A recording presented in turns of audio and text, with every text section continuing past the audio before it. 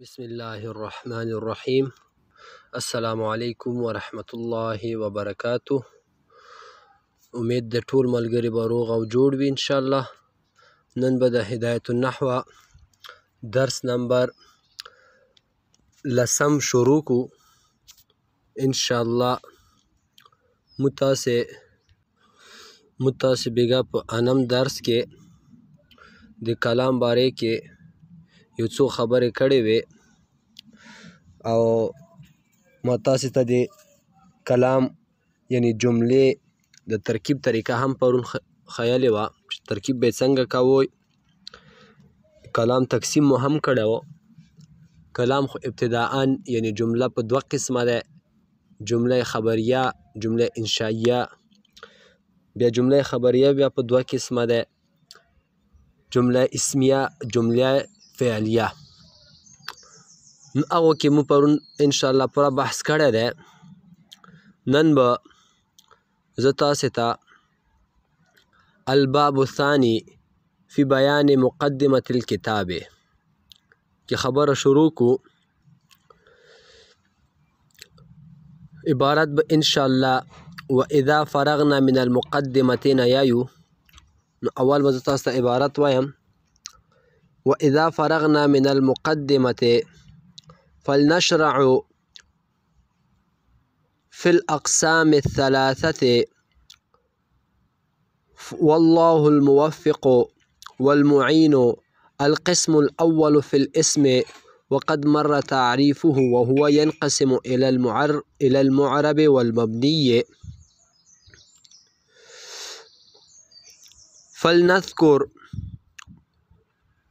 فلنذكر أحكامه في بابين وخاتمة. الباب الأول في الاسم المعرب وفيه مقدمة وثلاثة مقاصد وخاتمة. اندومره به انشاءالله ویایو. اوس به ترجمه شروع کو. وإذا فرغنا او کله چې مو فارغ شو مقدمې نه. کومې مقدمې نه؟ مقدمة العلم نه. ما تاسو ته ویلي وو که نه چې مقدمې په دوه قسمه دي، مقدمة العلم، مقدمة الکتاب. او دا موږ چې کومه مقدمه شروع کړې دا مقدمة العلم ده. مقدمة العلم نه چې کله موږ تاسې فارغه شلو فلنشرع في الأقسام الثلاثة. نو اوس به مو تاسې هغه درې اقسام شروع کو، اقسام ثلاثه به شروع کو. والله الموفق والمعین. د الله تعالی چې د توفیق ورکوونکی دی او الله تعالی چې د مددګار دی. القسم الاول في الاسم. اول قسم به انشاءالله په اسم کې وي. وقد مر تعریفه. او په تحقیق سره د اسم تعریف تیر شو. وهو ينقسم. او د اسم چې د تقسیمیږي الى المعرب والمبني، معرب او مبني ته. فلنذکر نو مو به ذکر کو احکامه، احکام د اسم فی بابین په دوه بابونو کې، و خاتمة او په وی خاتمې کې. الباب الاول باب اول چې د فی الاسم المعرب په اسم معرب کې ده. وفيه مقدمة په ده کې یوه مقدمه ده. وثلاثة مقاصد او درې مقاصد دي پکې. و خاتمة او یوه پکې خاتمه ده. نو نن د هدایت نحو مصنف مو تاسې ته د خپل کتاب ترتیب بیانوي چې دغه نه بعد به ما کتاب په کوم ترتیب روان وي، څو فصوله به پکې وي، څو مقدمه به پکې وي، خاتمه به پکې وي. دا ترتیب تاسې ذهن کې یاد ساتئ. دا نقشه انشاءالله تاسو ته به کتاب په خلاصې شکل کې مخې ته پروت وي هر وخت. نو بحث اول کې دا یایي و اذا فرغنا نه ونې تر والمعین پورې. دغه کې بحث اول دی انشاءالله. دا یایي چې اوس به زه اقسام ثلاثهو کې شروع وکړم. اقسام ثلاثهو نه څوک مراد دي؟ اسم، فعل او حرف. د مو سره مخکې وعده کړې وه که نه چې کله زه مقدمة العلم نه فارغ شم زه به تاسو ته دغه اقسام ثلاثهو کې بحث کوم. نو اوس به انشاءالله دا بحث شروع شي. نو اول بحث چې دی په قسم اول یعنی اسم کې دی. او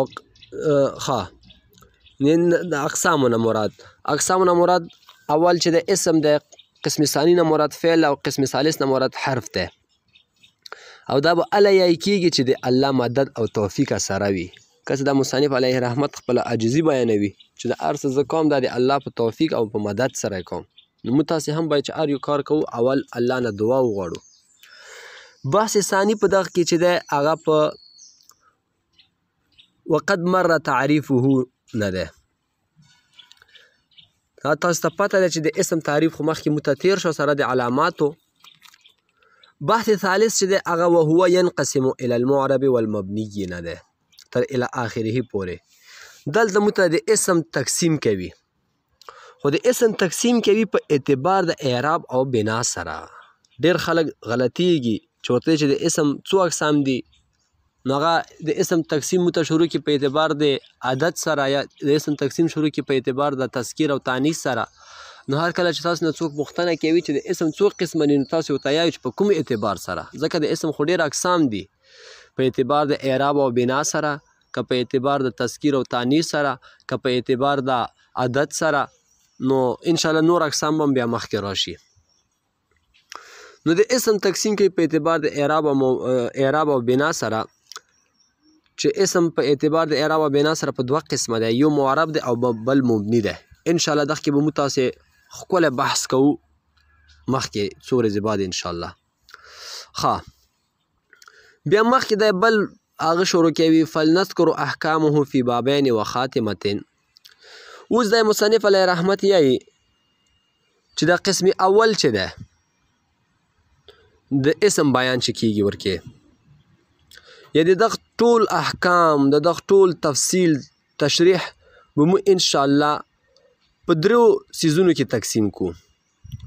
باب اول فی الاسم المعرب، الباب الثاني في الاسم المبني وفيه مقدمة او دغه کې به یوه مقدمه وي،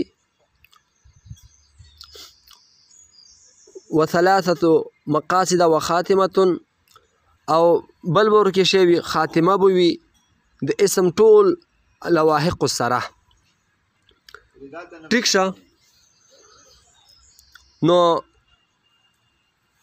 تاسې به په خلاصې باندې انشاءالله پوه شوي وئ چې په دوه بابونه پکې دي او یوه پکې خاتمه ده. باب اول په اسم معرب کې ده او باب ثانی په مبني کې ده، او دغه کې به یوه مقدمه وي او درې مقاصد به پکې انشاءالله بیانېږي ورسره د یوې خاتمې. مقدمې کې به څو فصول ذکر شي انشاءالله، هغه به موږ ته مخکې راشي یو یو فصل. اول مقصد په مرفوعاتو کې ده، دویم مقصد په منصوباتو کې ده، دریم مقصد په مجروراتو کې ده. او په خاتمې کې به شی بیانېږي، په خاتمې کې به اسم معرب توابع بیانېږي، یعنی د اسم معرب هغه احکام چې هغه کوم توابع دي هغه به ورسره ذکر کېږي انشاءالله. نو نن دپاره همدا درس بس ده. اوس به راشو انشاءالله د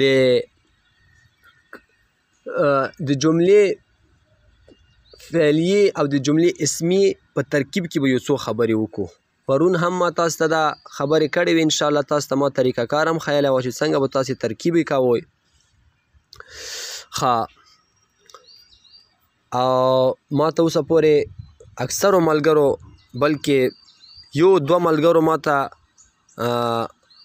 په شخصي کې میسیجونه رالیږلي دي، ښکلي ښکلي نوټونه لیکلي دي، او ډېر ملګري نه رالیږي. الله دې تاسو ټولو ته توفیق درکړي چې تاسو دا نوټونه شروع کړئ. ما تاسو ته مخکې هم ویلي دي چې تاسې په نحوه او صرف چې دي دا په اجرا سره زده کیږي، او تاسې اجرا به کله کیږي چې تاسو نوټ په شکل کې هغه ما ته ولیکئ. دا یې ښه طریقه ده. نو محترمو کوشش وکړئ چې نن ما ته تاسو ټول سبقونه راولیکئ. ښه محترمو، نن به راشو د جملې اسمیې مثالونه د قرآن نه. والله یؤید بنصره من یشاء، دا جمله اسمیه ده، ویلې چې په سر کې اسم راغلی لفظ الله. الطلاق مرتان، دا هم جمله اسمیه ده. نحن خلقناکم، دا هم جمله اسمیه ده. الله نور السماوات والارض، دا هم جمله اسمیه ده. وما محمد الا رسول، دا هم جمله اسمیه ده. الدعاء مخ العباده، دا حدیث شریف ده، دا جمله اسمیه ده. المؤمن غر کریم، دا هم جمله اسمیه ده. الحیاء شعبة من الایمان، دا هم جمله اسمیه ده. د جملې فعلیه مثالونه شهد الله انه لا اله الا هو دا جمله فعلیه ده ځکه چې په شروع کې فعل راغلی. لا یکلف الله نفسا الا وسعها دا جمله فعلیه ده په شروع کې فعل راغلی. یمحق الله الربا ويربي الصدقات دا جمله فعلیه ده. يعلم ما في السماوات والارض دا جمله فعلیه ده. لا يدخل الجنة قطات دا جمله اسمیه فعلیه ده حدیث شریف ده. لا يحل لمسلم ان يروع مسلما دا جمله فعلیه ده حدیث شریف ده. لا تنزع رحمة الا من شقا دا حدیث شریف ده دا جمله اسمیه ده نه فعلیه ده. نو ما تاسو د جملې فعلیه او د جملې اسمیه مثالونه د قرآن او حدیث نه ذکر کړل.